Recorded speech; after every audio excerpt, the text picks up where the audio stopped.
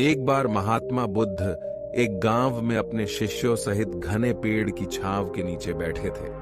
आसपास के गांव के बहुत से लोग अपनी अपनी मानसिक परेशानियां लेकर महात्मा बुद्ध के पास आ रहे थे। महात्मा बुद्ध उन सब की मानसिक परेशानियों का समाधान देते। सब लोग खुशी खुशी अपनी समस्याओं का समाधान पाकर वहां से लौट रहे थे। वहीं से कुछ दूर बैठा एक दुखी भिखारी खुद की किस्मत को कोसता हुआ बुद्ध के पास जाने वाले लोगों को देखकर ये सोचने लगा कि अभी कुछ देर पहले तो ये लोग दुखी मन से मुंह लटकाए उन महात्मा के पास गए थे और अब इतना खुश होकर कैसे वापस लौट रहे हैं।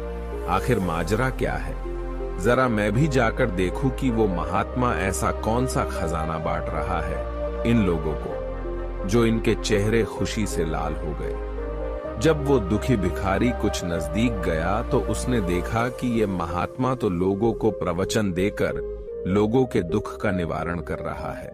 ये देखकर भिखारी के मन में भी तीव्र इच्छा हुई कि क्यों ना मैं भी अपना दुख इन महात्मा को बता दूं। मुझे भी अपने दुख का समाधान अवश्य मिलेगा। बस फिर क्या था, समाधान पाने की लालसा लिए भिखारी महात्मा बुद्ध के सामने पहुंचा और हाथ जोड़कर प्रणाम करते हुए बोला, हे महात्मा बुद्ध, मैं भी लोगों की मदद करना चाहता हूं। मेरी बहुत इच्छा है कि मैं लोगों की मदद करूं, लेकिन मैं मदद कैसे करूं? मैं तो बहुत गरीब हूं, ना तो मेरे पास धन है, ना ही कोई वस्तु जिससे मैं किसी की मदद कर सकूं।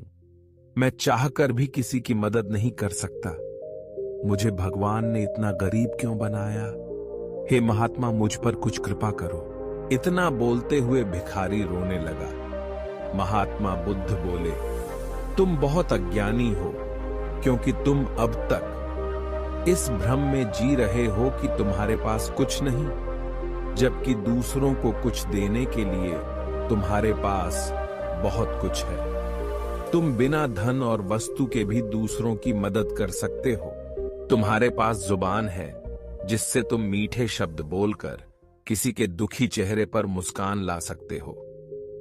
इन्हीं शब्दों की ताकत से तुम किसी के भी टूटते हौसलों को फिर से मजबूत कर सकते हो। इन्हीं शब्दों की ताकत से तुम किसी के भी मन में सकारात्मक विचारधारा के बीज बोकर उसको गलत रास्ते पर जाने से रोक सकते हो। तुम्हारे पास दो हाथ है जिससे तुम किसी भी कमजोर और लाचार की मदद कर सकते हो। तुम्हारे पास दो आंखें हैं जिससे तुम किसी अंधे को रास्ता दिखा सकते हो।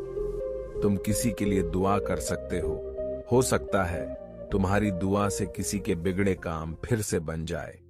तुम किसी के अच्छी सेहत की कामना कर सकते हो, लेकिन अज्ञानतावश तुम अब तक इस बात को समझ नहीं पाए और इस भ्रम में अब तक जीते रहे कि तुम्हारे पास मदद करने के लिए कुछ नहीं। किसी की मदद करने के लिए धन और वस्तु का होना अनिवार्य नहीं है। बिना धन और वस्तु के भी हम कई प्रकार से लोगों की मदद कर सकते हैं। महात्मा बुद्ध के ज्ञान भरे इन सुंदर वचनों को सुन भिखारी के चेहरे पर मुस्कान आ गई और वो खुशी से झूमता हुआ वहां से चला गया। इस कहानी से हमने क्या सीखा? तो देखा दोस्तों, महात्मा बुद्ध के इन बातों से कितना सुंदर ज्ञान जानने को मिला। बल्कि जो है उसी में संतोष करना सीखो और बिना किसी मतलब के लोगों की मदद करो। इन्हीं से आपको परम सुख की प्राप्ति होगी।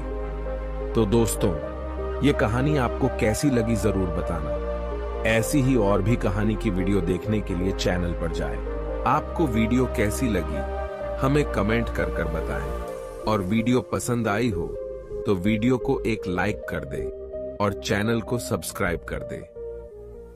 मिलते हैं अगली गौतम बुद्ध की मोटिवेशन कहानी के साथ। जब तक के लिए bye bye. Thanks for watching.